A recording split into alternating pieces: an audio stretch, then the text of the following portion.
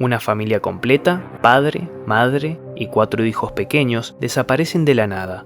No había rastros de sangre y la casa quedó tal y como estaba. Ropa, documentos, no faltaban valijas ni bolsos, incluso habían restos de comida abandonados. En la provincia de Entre Ríos, Argentina, el apellido Gil es sinónimo de silencio que la justicia no quiere o no puede cerrar. Pero, ¿cómo es posible que 6 personas desaparezcan de una estancia sin que nadie vea nada?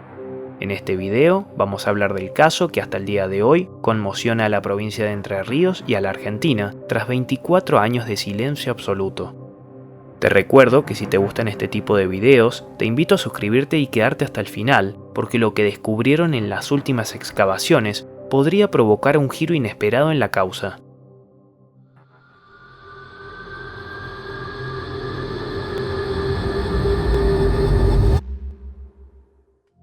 Nogoyá, Entre Ríos.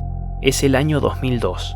Argentina está bajo su peor crisis económica, pero dentro del campo la vida transcurre de otra manera. Ahí, en la pequeña localidad de Crucecita Séptima, se encuentra la estancia La Candelaria, un predio de unas 500 hectáreas dedicada a la agricultura y a la ganadería. Los protagonistas del caso eran Alfonso Goet, dueño de la estancia, un hombre de origen alemán, quien era conocido por su carácter de hierro y autoritario, y que, según los vecinos, una figura que inspiraba más temor que respeto. Y por otro lado, la familia Gil, compuesta por José Rubén Gil, alias El Mencho, de 56 años, su esposa Margarita Gallegos, de 26, y sus 4 hijos, María Amelia, de 12, Osvaldo, de 9, Sofía, de 9 y Carlos, de 2 años. Los Gil no eran turistas, sino que eran los trabajadores rurales que conocían cada rincón de esa estancia. El día 13 de enero del año 2002 fue la última vez que se los vio con vida en un velorio de un conocido en la localidad vecina de Viale.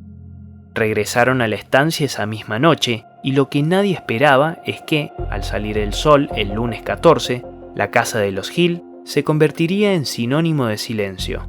Pero no nos adelantemos, porque para entender el horror que siguió, hay que entender cómo funcionaba el poder en la estancia La Candelaria en aquellos años. El Mencho Gil era el puestero de la estancia, un hombre de extrema confianza, pero la relación con Alfonso Goet era algo tensa. Según diversos testimonios de vecinos y allegados, se hablaba de deudas salariales, de discusiones por el trato a los animales y hasta de un control casi feudal sobre la familia. Sin embargo, el odio y la ira en el campo son silenciosos para el afuera. Algunos testigos aseguraron que días antes de la desaparición, Mencho estaba un tanto preocupado.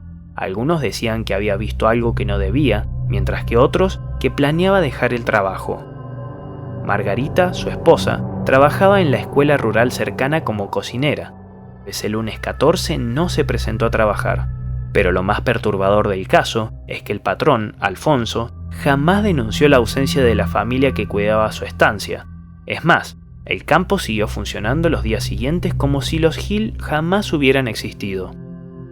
Habían pasado ya 3 meses de la desaparición de la familia. Sin embargo, recién en abril, un familiar de los Gil, extrañado por no recibir ninguna noticia, llegó a la estancia y la escena que encontró era digna de una película de terror. Las camas estaban tendidas, la ropa en sus armarios, los documentos de todos dentro de los cajones y la comida podrida. No faltaba nada en la casa, solo quienes vivían en ella. La inacción policial inicial en el caso fue tal que no se preservó la escena, ni se peritó la casa a tiempo. Incluso cuando el familiar de los Gil confrontó a Alfonso Goet, este le dio una versión insólita.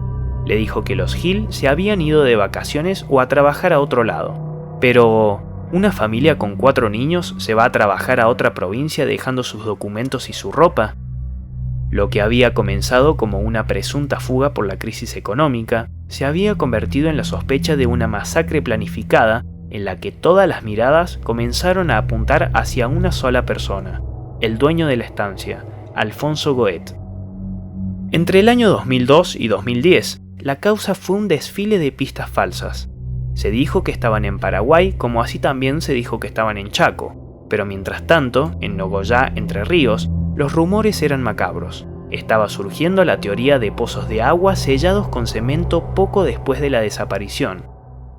Un testigo clave en la investigación era un ex peón de la estancia, el cual declaró años después que Goethe le ordenó cavar pozos extraños días antes de la desaparición. Luego aparecieron unos vecinos que reportaban fogatas inmensas en la estancia durante las noches de enero del 2002, algo inusual por el calor extremo en esa época. ¿Se imaginan estar en el lugar de los hermanos de Margarita, ir a la justicia y que les digan que se habían cansado y que simplemente se habían ido? ¿Cómo desaparecen 6 personas sin dejar ni un solo rastro en el camino? ¿Creen que el dueño de la estancia oculta algo? Dejen su respuesta en los comentarios. En el año 2016, el principal sospechoso, Alfonso Goethe, muere en un accidente de tránsito en la Ruta 32, llevándose consigo durante 14 años el secreto a la tumba. Tras su muerte, la lengua de los testigos comenzó a soltarse. Nuevas investigaciones, con perros rastreadores, señalaron puntos específicos cerca de un arroyo en la estancia, pero no había nada concluyente. Durante el 2019 y el 2023 se llevaron a cabo excavaciones masivas y se encontraron restos óseos, pero eran de animales. Mientras tanto, el dolor de los familiares aún es indescriptible, viendo cómo las máquinas retroexcavadoras levantan la tierra buscando los huesos de niños que hoy ya serían adultos. La hipótesis más firme al día de hoy no es la fuga, sino el homicidio múltiple seguido de ocultamiento de cuerpos en un terreno que Goethe conocía como la palma de su mano. Al día de hoy, la carátula del caso sigue siendo averiguación de paradero, y no va a haber juicios, primero porque no hay imputados vivos y segundo porque tampoco hay cuerpos. En estos días es cuando la policía de Nogoyá de aquel entonces tiene mucho que explicarle a la sociedad de Entre Ríos, ya que la justicia lenta deja de ser justicia. Ellos tendrían que darse cuenta que uno lo busca, que ellos vivos no están, ellos no están vivos. Porque si ellos estuvieran vivos hoy con tanta tecnología, hasta una criatura, 4 años, te mete los dedos en los teléfonos y te saca cualquier cosa, es decir que ellos no van a poder comunicarse con la familia. El caso de la desaparición de la familia Gil sigue siendo un interrogante en nuestros días.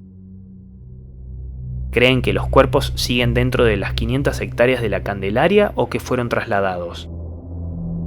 ¿Es posible que alguien todavía esté guardando el secreto por miedo? Déjame tu opinión en los comentarios, suscríbete al canal si te gusta el contenido y activa la campanita para enterarte cuando haya un video nuevo.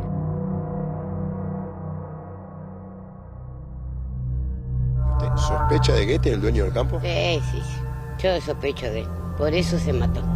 Se fue con el secreto en la tumba.